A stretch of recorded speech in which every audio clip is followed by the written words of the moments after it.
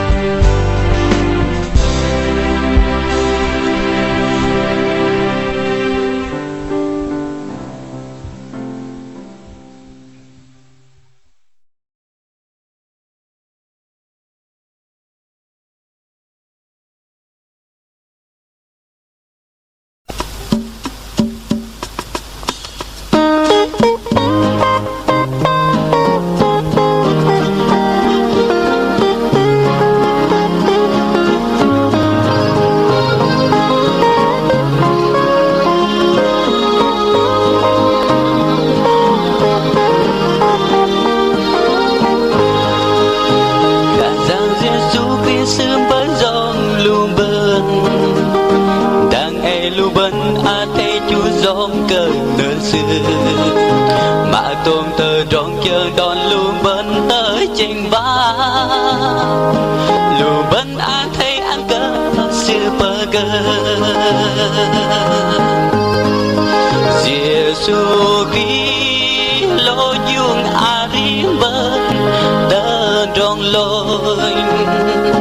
tua cơ xưa bỏ cây đầy hờ tóc xưa anh bơ cơ tôm tơ tròn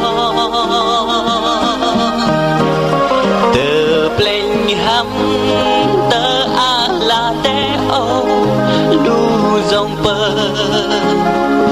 gờ te da lu dòng giang cơn đê ba đây bu ti lo xưa gra giang Giêsu Kitô bơ dòng lu bơ đang e lu bơ a thấy chu dòng cơn nơi xưa mà tôm tơ tròn chờ bơ lu bân và bơ má lu bân a thấy anh cơ xưa bơ gơ Giêsu Kitô dung arim bơ tơ tròn lôi tua cơ xưa bỏ cây tây hờ tóc xưa anh bơ gơ tôm tơ đó từ pleng hăm tơ a la te o lu dòng bơ gờ te da lu dòng giang cơn đê ba đây bu ti lo xưa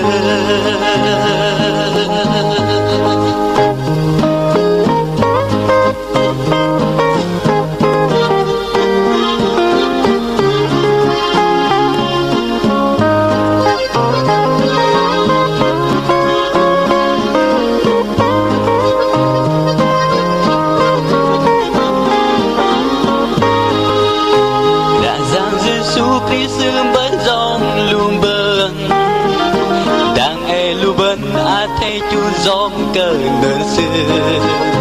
mà tôm tơ tròn lù bên giang đá vã bơm chớ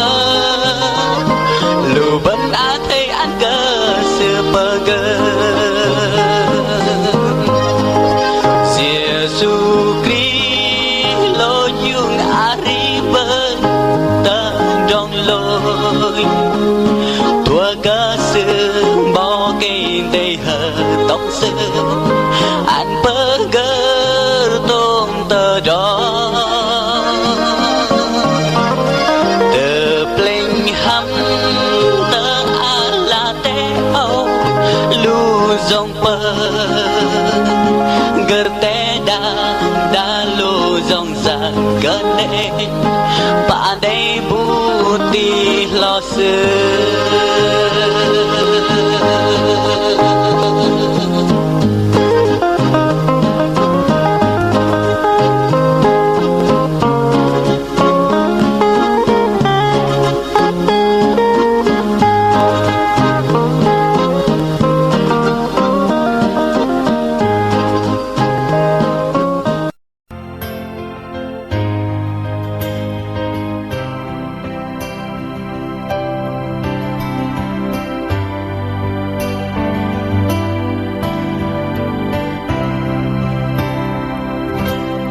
Thôi giờ ngầm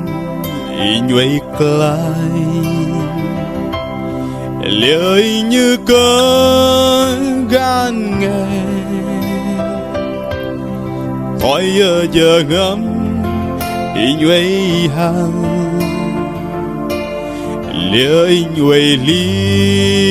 lìa lắm giờ ngầm quê hơn ngọn hơn bơi mãi brock tơ play lần ti xem rách krayang về lăng mình Giêsu cơ lệ in ô xem rách krayang vây lăng mình na lia sư gợi yết cơ anh giờ ngầm in chốn và ri giờ ngầm chờ thiếu hari ya cơ sư về lăng xem rách mình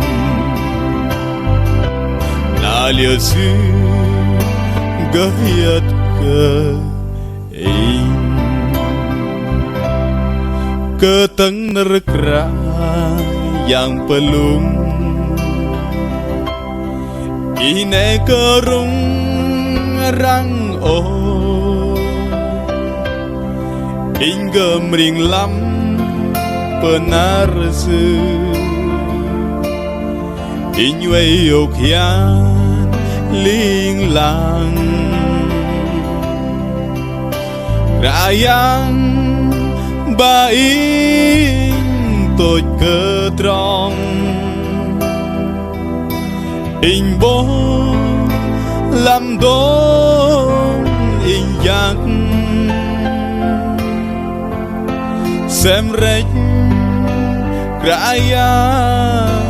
về lăng mình Giêsu ơi cơ lệ in ô xem rách rayang về lăng mình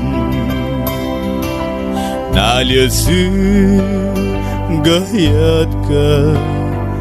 in giờ ngầm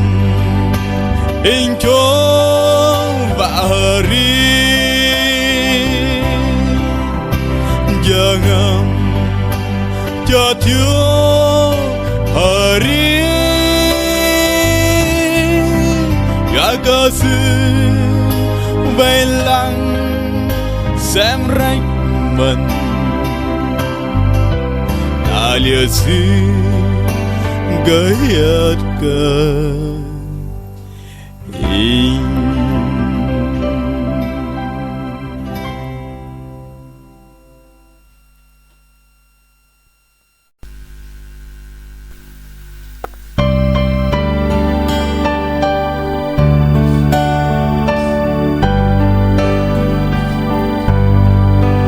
bật con cờ dùng á tai đây mình phố lòng bơ lan bơ tí cơ tơ rong chỉ bằng bơ lâu ở in bên lơ tơ ba lòng bơ lan so to nó yoang cơ tơ ngà lơ lối bất nó in go chết như rắc lo bơ lan so nó chu na in tóc tơ cơ pal plenty in go chết như rắc lo bơ lan so nó tiếng tru nar xưa ăn từ mam bơ nê lòng bơ lan so to nó tê đang vang tới ông lệ mà lệ mềm cơ sự lỡ tơ bà yoai con chiếu bao cây tê mặn an sự bất nó tôi lon bơ lan tơ Golgotha in go chép รักลองเปิงกลางสอนอ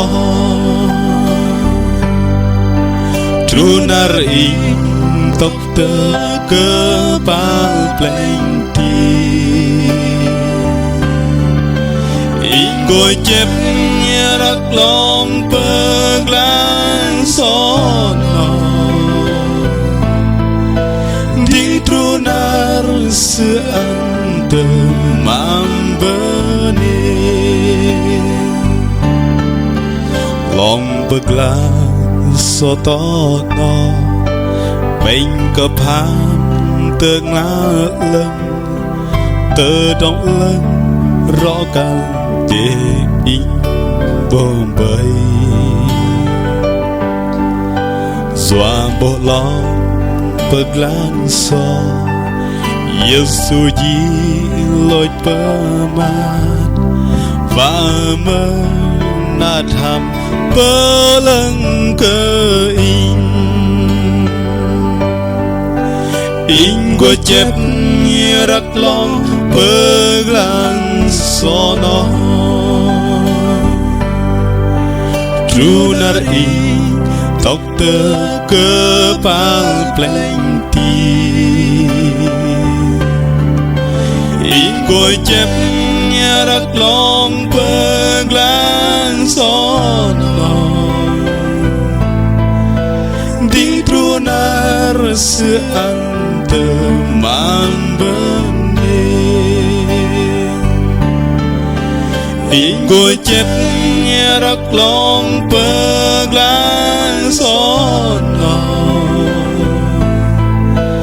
Ding trunar sean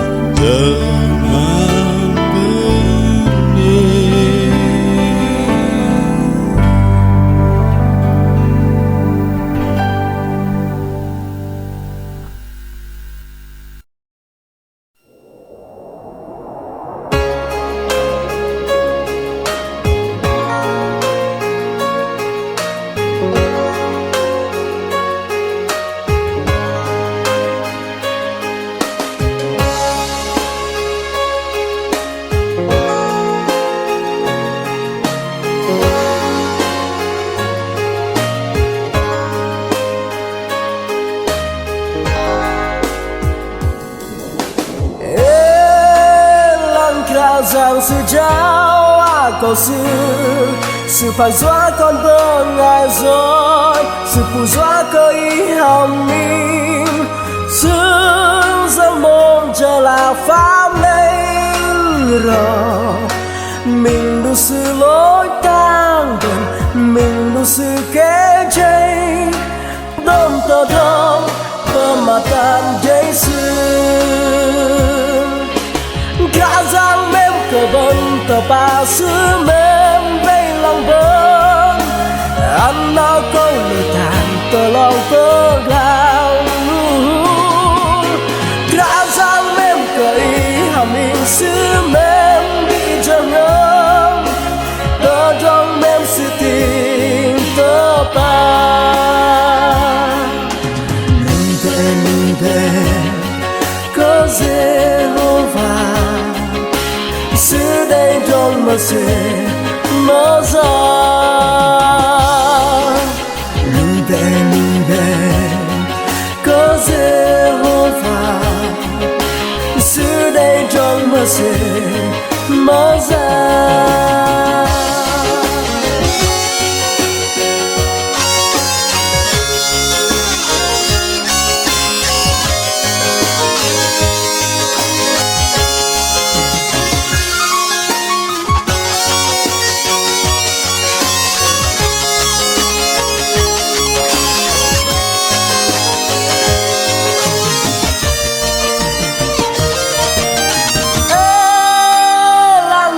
rằng sự trao cầu sự phản doa con vợ ngài rồi sự phù doa cơ ý hồng minh sự dân môn trở là pháp linh rồi mình đủ sự lối tăng gần mình đủ sự kế chây đom tờ đông tờ mà tan dây xưa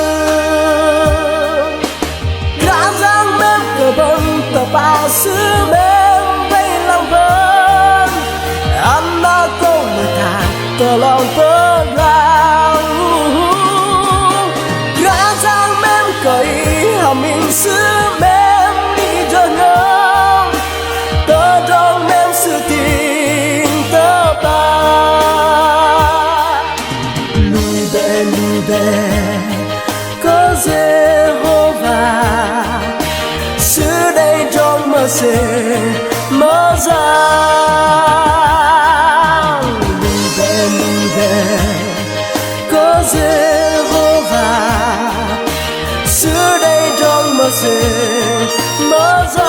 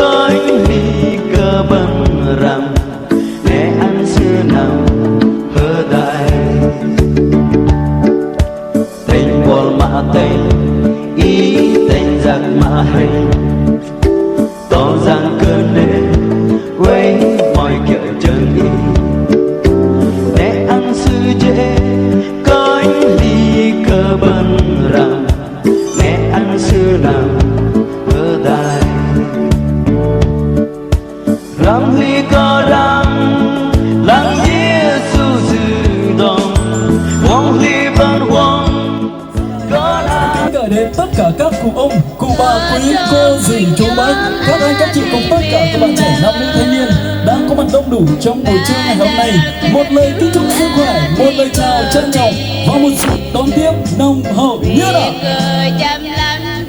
Vâng, kính thưa quý vị, từ suốt xa xưa, Đức Chúa Trời đã tạo dựng nên Adam và Eva là tổ phụ của loài người chúng ta, và Ngài đã kết hợp Adam và Eva và thiết lập hôn lễ đầu tiên tại khu vườn Eden xinh đẹp. Và ngày hôm nay, Đức Chúa Trời lại kết hợp hai con gái của Ngài, đó chính là Chúa Trời Marcus kết duyên cùng cô dâu Ma. Vâng, kính thưa quý vị, hạnh phúc thật đẹp, thật tuyệt vời như một viên pha lê lóng lánh muôn màu, như một xì hoa tỏa hương hồng ác. Để có được hạnh phúc thật đẹp, thật tuyệt vời như ngày hôm nay đã rất khó. Để gìn giữ hạnh phúc đó bền lâu chắc chắn còn khó hơn rất là nhiều. Chính vì lẽ đó tất cả chúng ta đến đây đông đủ, chúng ta hãy cùng thầm nguyện ước chúc cho đôi bạn trẻ của chúng ta sống với nhau, biết yêu thương nhau như thánh kinh có chép rằng trong Roma chương 5 câu 22. Và kính thưa quý vị,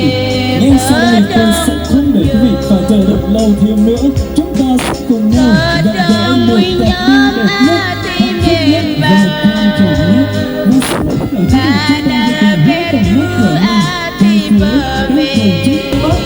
29,6 độ kinh đồng, sức bước đi mạnh nhất từ 10 km/h. Vâng, tôi đang thấy con gió của tình yêu đang theo đuổi đường con gió trân trọng kính mời Tờ trong huynh ôm a thì mềm vào mà nà lệ tru a thì bờ về cơ chăm lắm tra giang miền là chàng sư anh ở đi liền là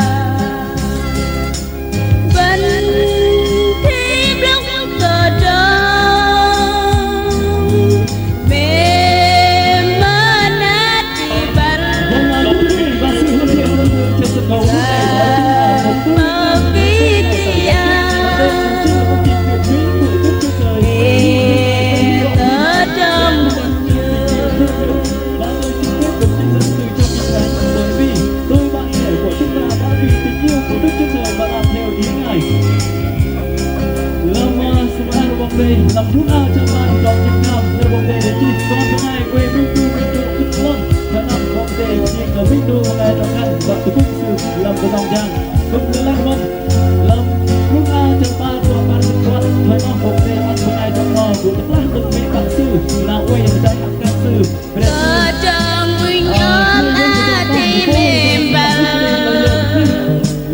mà nà lệ tru a thì bờ về cơ chăm lắm tra giang miền là chàng nà sư ba dòng vinh tớ trong huynh ôm a thì mềm vào mà nà lệ tru a thì bờ về cơ chăm lắm tra giang miền là chàng sư anh ở đi liền là riêng quan mềm ơi nà riêng phố cầm bắn đừng có ký chi tớ trong thôi lưu vấn đề bắt quái làm từ đó một dạ nói bắt đi để đồ nào để đi cái này là tung đất đoà ra lại đây chỉ có mấy nu ngay từ tâm tỉ rõ võ quang vân lăng xin năm cùng lăng vân lăng siêu đâm dễ tối cơ rõ rõ cả khan từ tâm đại hàn nó lục đang ai khan tên từ tâm Hàn Quốc nó đâm chú rể mặt coi vận nổ cùng là lại mần thời đi đang lưu vấn đề bắt với nam từ nó bọc vâng dạ mạnh bắt đi play tất cùng tiếng tức từ tung đất đoà ra lại đây chỉ có mấy nu ban ru lăng bề cái hiu bề cái hàng lăng nhiên cao thiên vang rang nhiên cao thiên vuông nương nhiên cao dây hạt nó có dầu mang vận nổ lui với drong hít vạ cờ bề uy ôm nô có sĩ đây đừng bọc bạ ta chạ cầm cái đây đừng dạ mẹ ta lồ ma lê đừng cái tí cô mà sư hít vạ hay dạ tí bal na in cái tông bal khan mà coi hít và mang prung a đừng làm mạng mang prung a đừng làm Facebook na jangan sự phá xúc vô mắt vật anan don hadar berhapai tep kamang pang apo sự khan tên lấy cao thiên vang ấy cổ rọ cái gơ na play rọ cái đây na gơ vok chép rọ dan bật nam gọ rọ bật nam ti dan bật ni sự bịch na lu cái trai bar pa play cùng sit cái tâm pakam cái mọ na rọ bar pa nam bật nọ cùng drong kra nam yang cùng đây cất dâng cái tông narian khan đính hồn nào bende ke kerajaan bokte lam nar jip sin kay peng senam barbo bar jip peng bokte an minu đi đam kerajaan bokte đây pokong pake ke marsu nó mục sự uyên bende ke kerajaan bokte vâng kính thưa quý vị tình yêu của đôi bạn trẻ sau một thời gian dài thầm yêu trộm nhớ và tìm hiểu lẫn nhau thì vào ngày 19 tháng 3 năm 2023 họ đã chính thức liên duyên vợ chồng và họ đã hoàn tất bởi đầy tớ của Chúa là mục sư Uyên. Chúng ta tạ ơn Chúa vô cùng và ngày hôm nay chúng ta được đến đây đông đủ. Và với tư cách là người dẫn chương trình, tôi xin trân trọng tuyên bố buổi lễ thành hôn của đôi bạn trẻ chú rể Marcos kết duyên cùng cô dâu Mang xin phép được bắt đầu.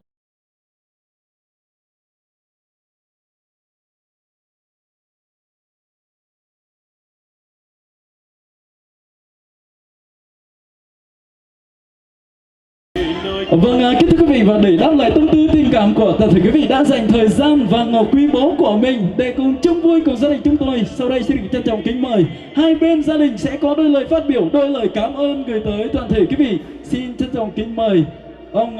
Lư sẽ có đôi lời phát biểu, đôi lời cảm ơn gửi tới toàn thể quý vị. Xin trân trọng kính mời.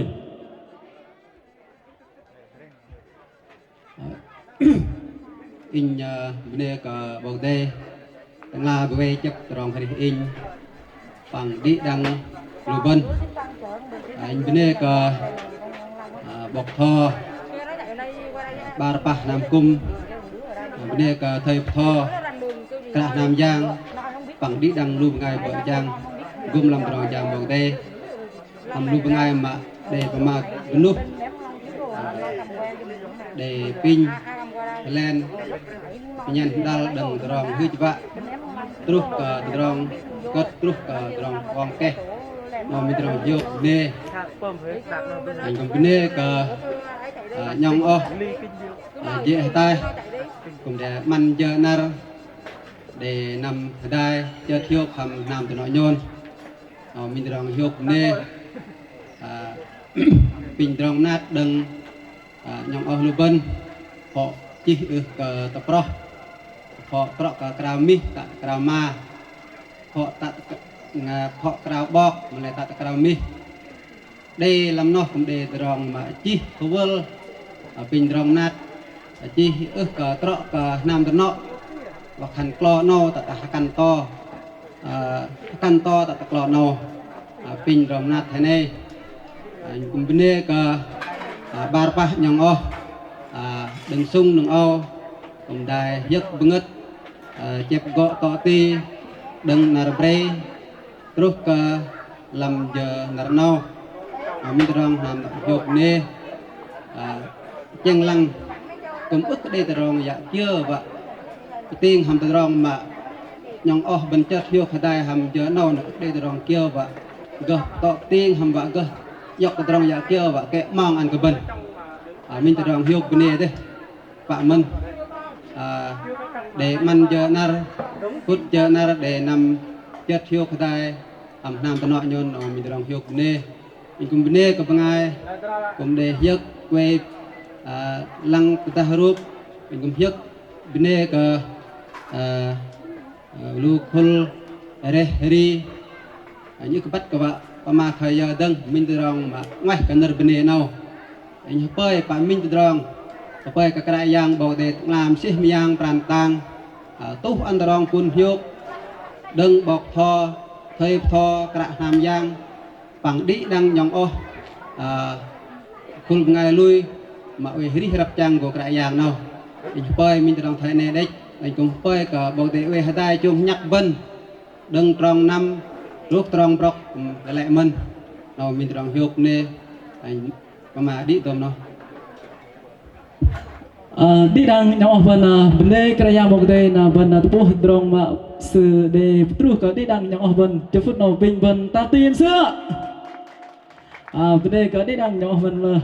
vâng, kính thưa quý vị, trong suốt Ê-díp-tô ký chương 20 câu thứ 12 có chép rằng: ngươi hãy hiếu kính cha mẹ ngươi, hầu cho ngươi được phước và được dưỡng lâu trên đất mà Đức Giê-va ban phước cho ngươi. Và giây phút này đây sẽ là giây phút mà cô dâu chú rể sẽ bày tỏ lòng biết ơn đến công sinh thành dưỡng dục của các bậc làm cha làm mẹ.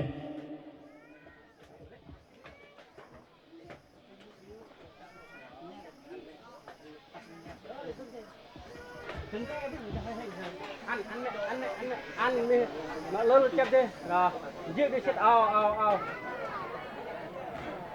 hay tăng rồi đâu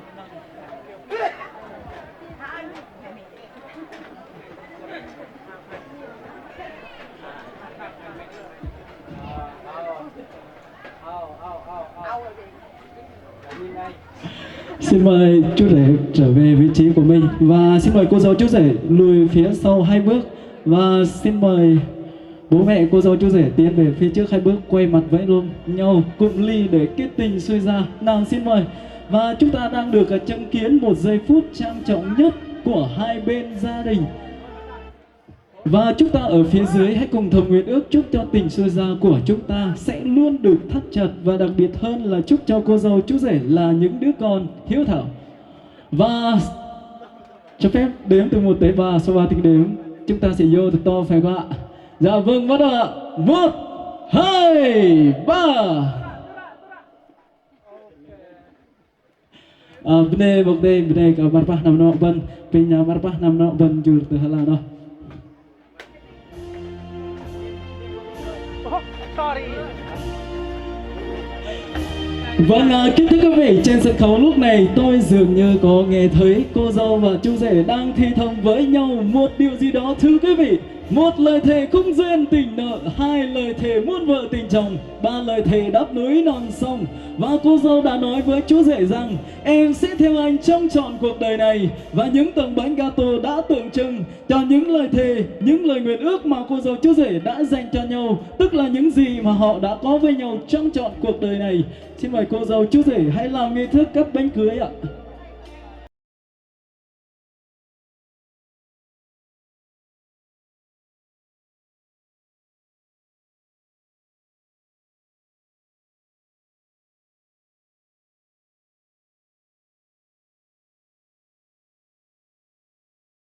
Vâng, kính thưa quý vị, những hình ảnh diệu xung quanh tôn trào luôn luôn tượng trưng cho tình yêu cháy bỏng luôn luôn mãnh liệt của đôi vợ chồng trẻ. Xin mời cô dâu chú rể hãy làm nghi thức giọt chai nước của tình yêu, của sự hạnh phúc. Nào xin mời. Và kính thưa quý vị, một đàn thơ của Xuân Quỳnh đã thốt lên rằng tình yêu hôm ấy bắt đầu lên men, có gì trong ánh mắt em, anh soi vào trong đó làm tim anh bồi hồi. Và từ ngày đó anh đã yêu em không phải vì bạc vì vàng, cũng không phải bởi cô lạ giàu sang.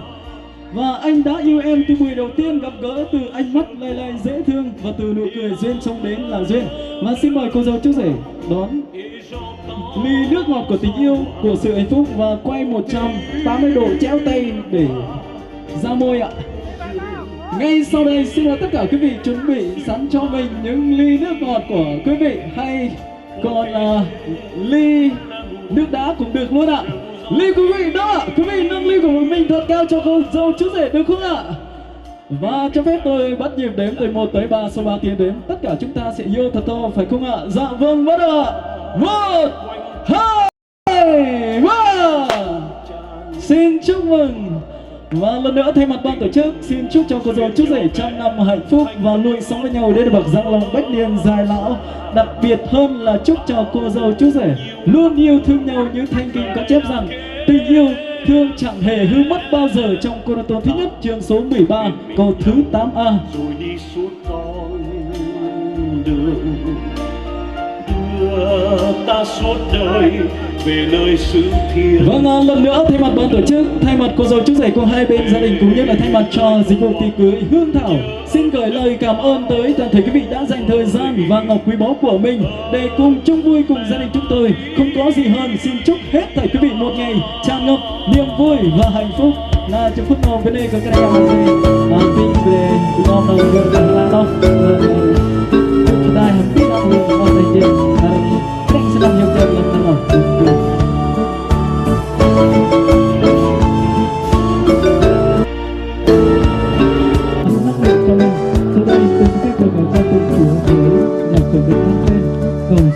Tình của mã tình ý tình giặc mã hình tỏ ràng cơ nên quay mọi kiểu chân ý để ăn sư dễ coi ly cơ bần rằm để ăn sư nào hơ gai tình của mã tình ý tình giặc mã hình tỏ ràng cơ nên quay mọi kiểu chân ý để ăn sư dễ coi ly cơ bần rằm để ăn sư nào hơ tai rằm ly cơ rằm lăng dĩa sư dư dòng hoàng ly ban hoàng cơ nàng cơ sư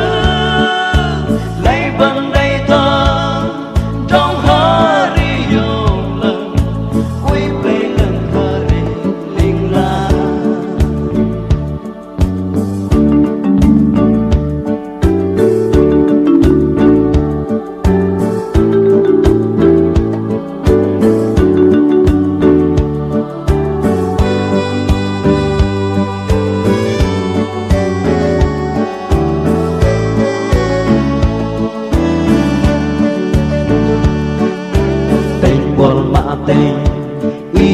tình giặc mà hình tỏ ràng cơ nế quay mọi kiểu chân y mẹ ăn sư dễ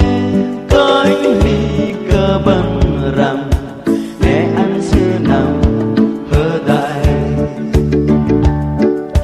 tình bồn mà tình ý tình giặc mà hình tỏ ràng cơ nế quay mọi kiểu chân y mẹ ăn sư dễ coi ly cơ bần rằm mẹ ăn sư nằm hơ đại rằm ly cơ rằm lắng Giêsu sư đồng hoang ly bên hoang có nàng có sư lấy bên đây ta trong hơ đi dầu.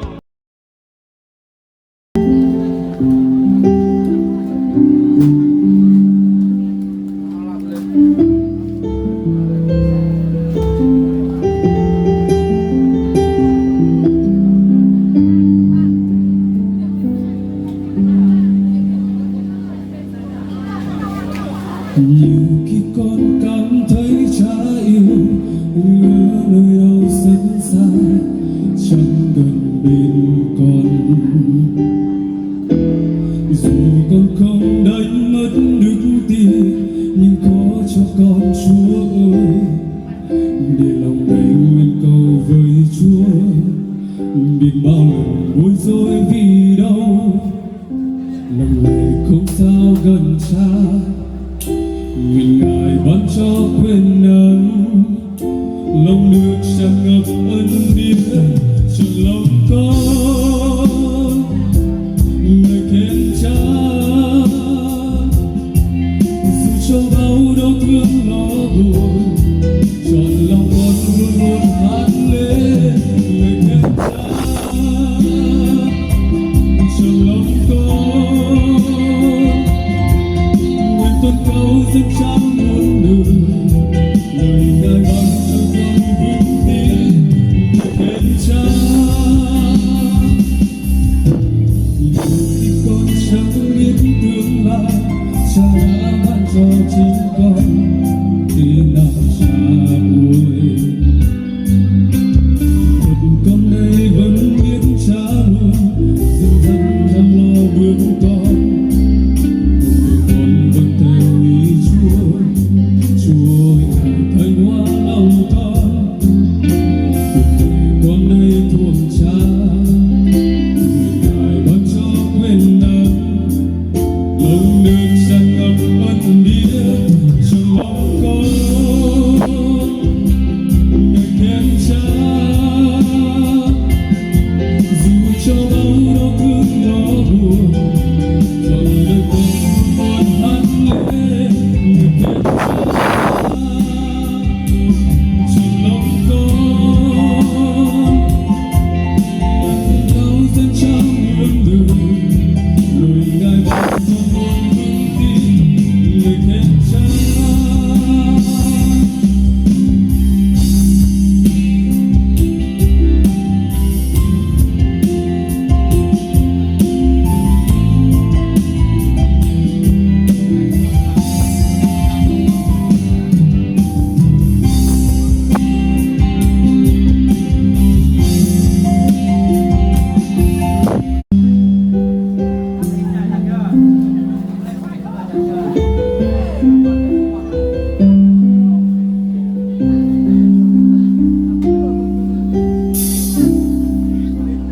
gần bên Chúa càng hơn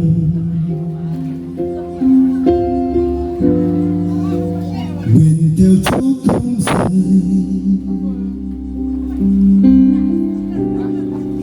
lòng con khao khát được tôn thờ Ngài để lắng nghe cha gọi con là bạn niềm khao khát đời con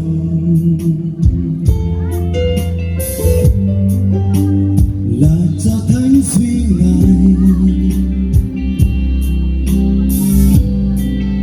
nào ai chân dắt đời con ngoài Ngài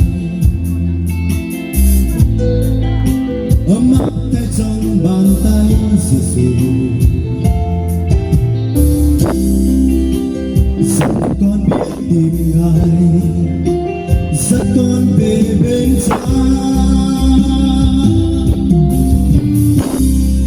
ơi lòng con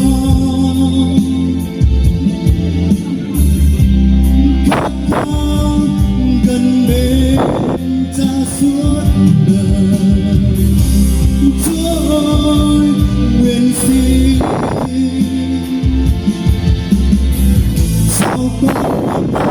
đây gần bên cha.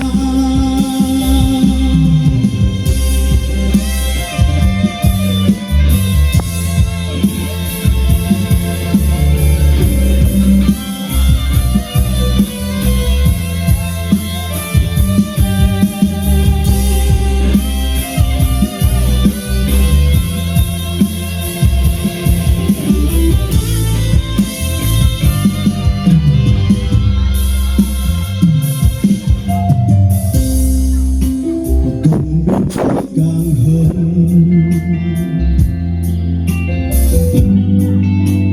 nguyện theo Chúa không rời, lòng con khao khát đường tôn thờ Ngài để lắng nghe Cha gọi con là bạn. Sao con biết tìm Ngài, con về bên cha. Sông ơi lòng con khát gần bên cha suốt đời. Cha nguyện xin sao con luôn mãi gần bên cha.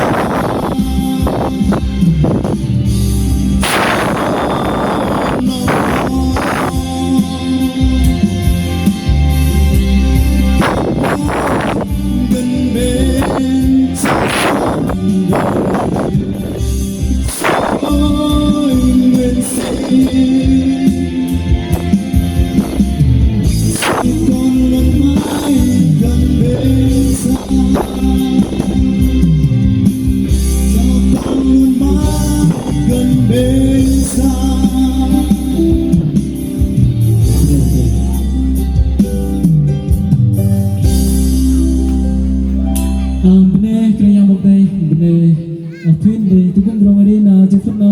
putra drong hari na ping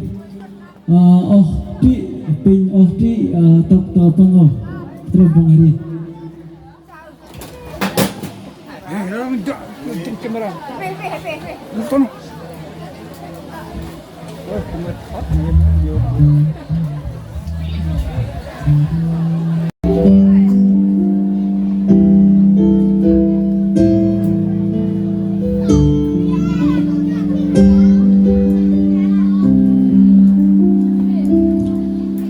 Chưa đến con đói vẫn chưa ra đời. Ngày Chúa đến một đêm Giáng sinh tuyệt vời. Chúa đã chịu chết thay cho tôi lỗi, ôi phước hạnh thay cho những ai tin Ngài. Thời gian trôi con lớn lên giữa nhân gian tuyệt tình, con lang thang chạy theo thú vui nhân loại, để bây giờ có thời gian Giêsu là đấng cứu thế, ai tin Ngài sẽ được ơn cứu rỗi. Thật khó ai con khó chân ai không tin Ngài, trần gian này sáng như là buồn buồn sầu đau đớn trong hòa thi. Phước hạnh thay cho những ai tin Ngài, trần gian này khó đau bao nhiêu, đời sau vui sướng bấy nhiêu.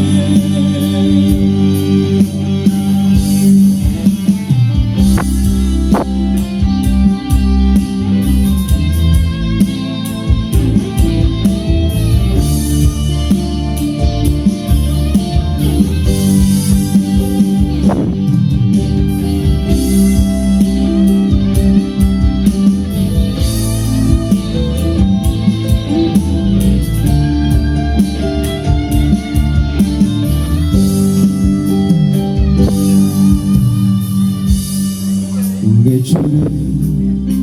con vẫn chưa ra đời. Ngày chưa đến một đêm Giáng sinh tuyệt vời, cho đã chiều nào niềm tin sẽ thay cho tôi lối con vui phúc hạnh thay cho những ai tin Ngài. Thời gian trôi con lấp lánh dương đơn giản tôi tình cùng năm tháng chạy theo thú vui nhân loại, để bây giờ con hiểu rằng giây phút là đấng cứu thế, ai tin Ngài sẽ được ơn cứu rỗi. Con có tay cho những ai không tin Ngài,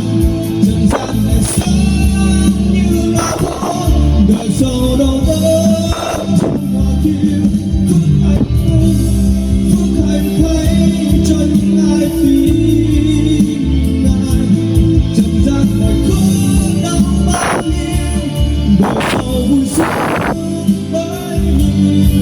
Hãy quay về bên cha dấu, Ngài sẽ thứ tha lỗi lầm và sẽ cho cuộc sống trả lời đời. Con thấy con có tay cho những ai không tin Ngài,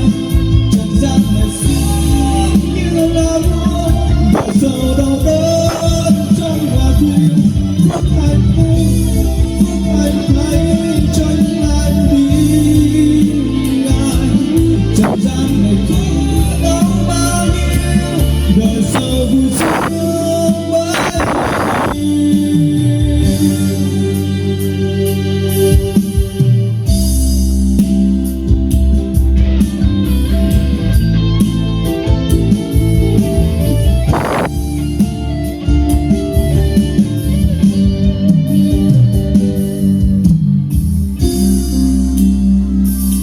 Bên có bên đây cái yang một đây bên đây đồng thôn đây tôi cũng trồng cái yang một đây na trong phút nào tôi trồng hari bên băng đằng trồng hari đằng Jacob pin Jacob tập kepeng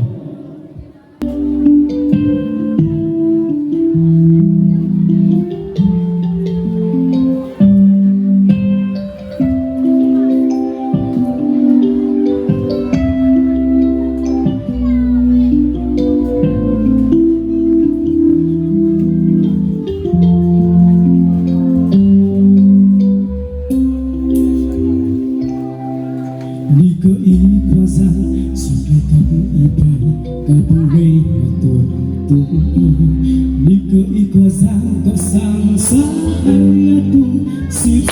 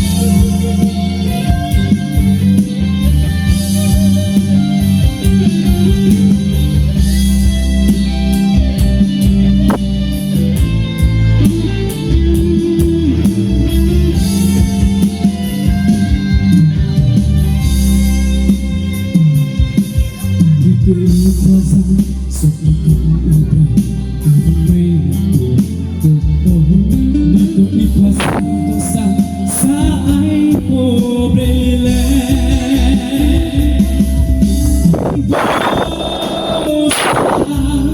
sai tôi có rằng bằng lần là bao với nguồn đừng run rã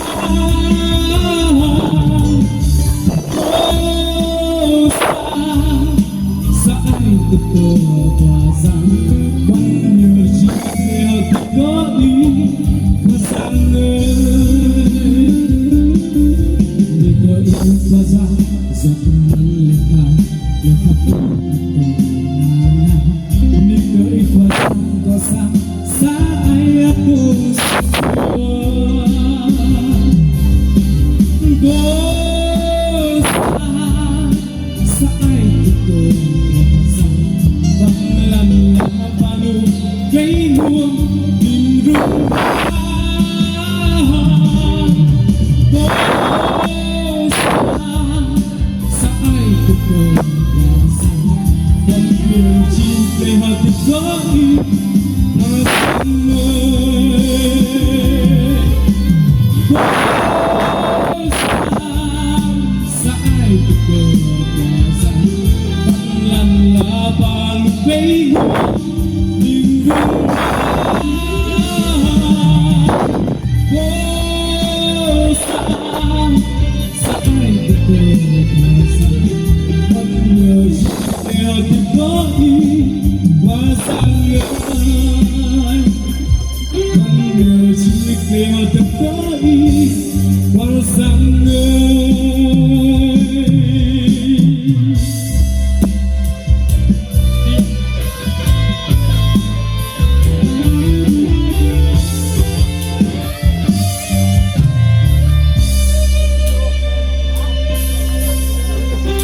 Chúng ta tạ ơn Chúa và một lần nữa xin chân thành cảm ơn dòng hát của em Jacob rất là nhiều. Và kính thưa quý vị, liên tục vào chương trình chúng ta sẽ cùng nhau đến với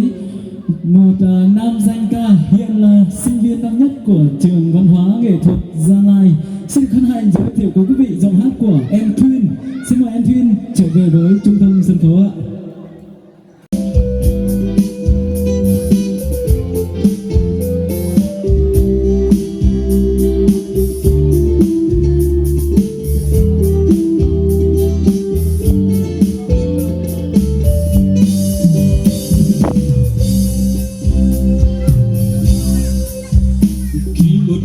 Trôi qua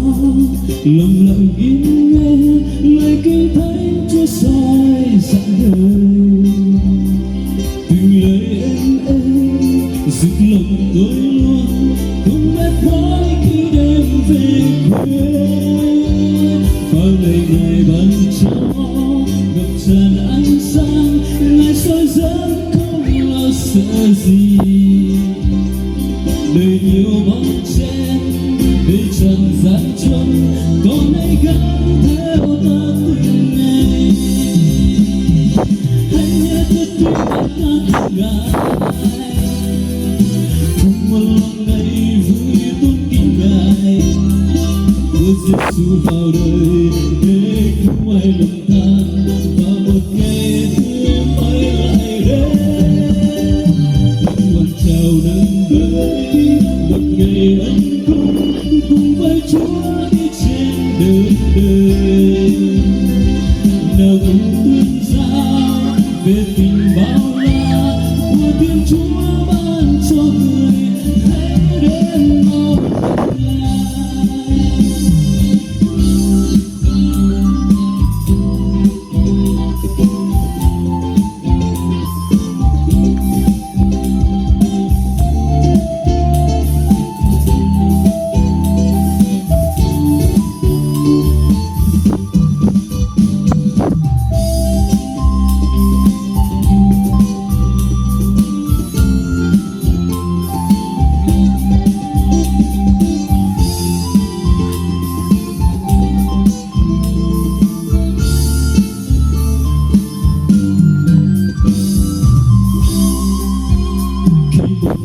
trôi qua lòng lặng yên nghe lời kinh thánh Chúa soi dặn lời. Lời êm đêm giúp lòng tôi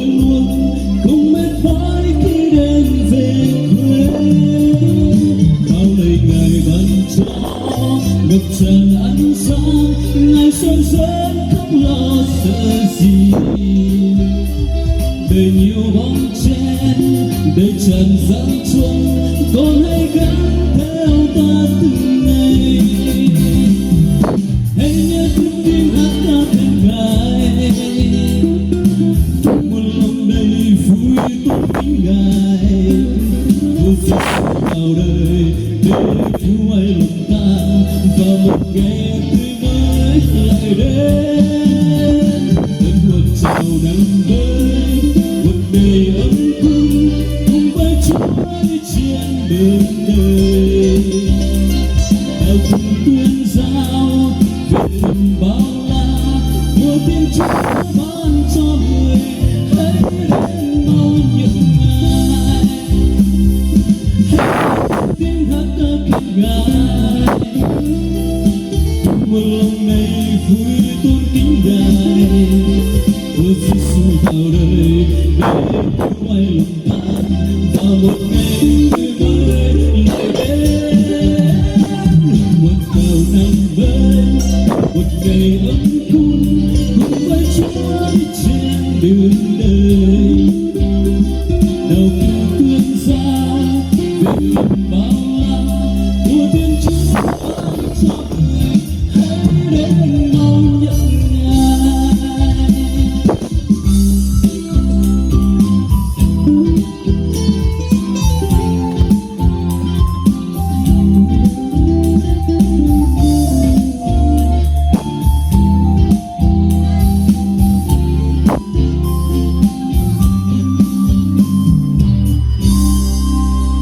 Vâng, chúng ta tạ ơn Chúa vô cùng và xin chân thành cảm ơn giọng hát của anh Lung rất là nhiều. Và kính thưa quý vị, liên tục vào chương trình chúng ta sẽ cùng đến với một nam danh ca, là một nam vận động viên rất là điêu luyện trên sân cỏ. Xin được hân hạnh giới thiệu với quý vị giọng hát của bạn Thun đến từ làng Đất Công. Xin trân trọng kính mời bạn Thun trở về với trung tâm sân khấu ạ.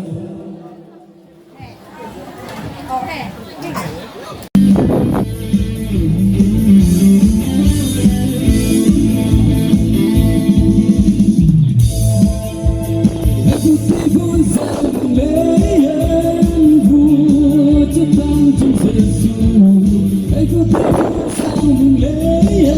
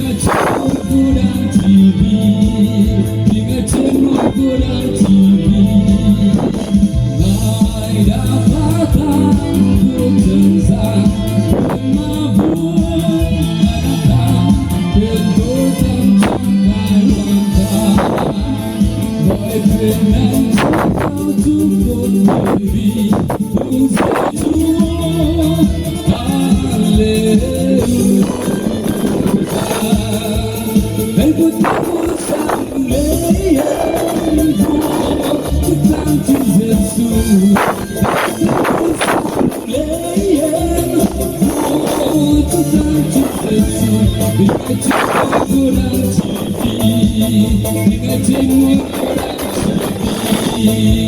Ngài đã phá tan thời gian quyền ma vương đã nhắc thắng quyền tôi tặng cho ngài hoàn quyền năng trí cao trong một nhiệm kỳ cầu suy Chúa Hallelujah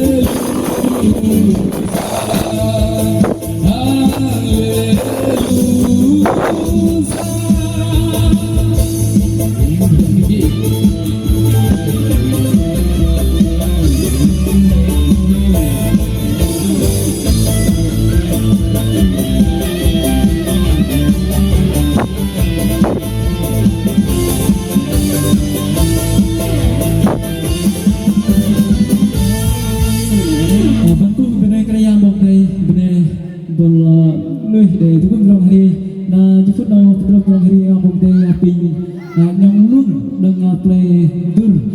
pin nhong top bengau tôi rong hari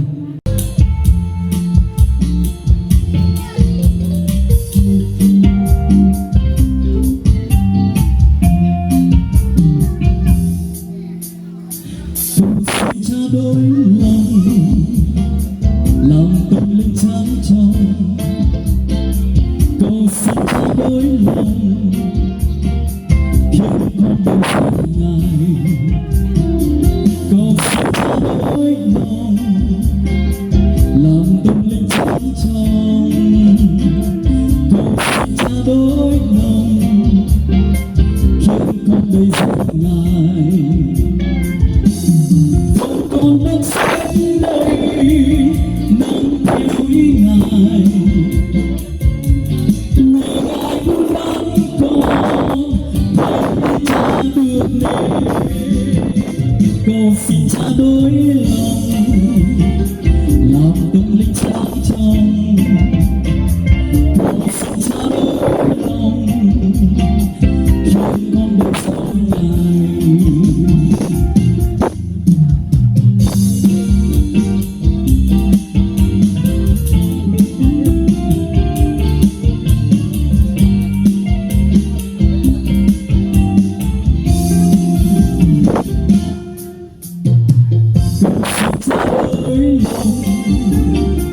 lòng tâm linh trắng trong cầu xin cha đôi lòng khiến con được sống ngài cầu xin cha đôi lòng tâm linh trắng trong cầu xin cha đôi lòng khiến con được sống ngài phần con đất sống đây nâng theo ý ngài ngài muốn đón con thay cha được lên cầu xin cha đôi lòng tâm linh sáng trong cầu xin cha đôi lòng khiến con được sống ngài cầu xin cha đôi lòng lòng tâm linh sáng trong cầu xin cha đôi lòng khiến con được sống ngài không còn đất sống đây nâng theo ý ngài nhờ ngài đón con thay cha được lên cầu xin cha đôi lòng tâm linh sáng trong cầu xin cha đôi lòng khiến con được sống ngài cầu xin cha đôi lòng tâm linh sáng trong cầu xin cha đôi lòng khiến con được sống ngài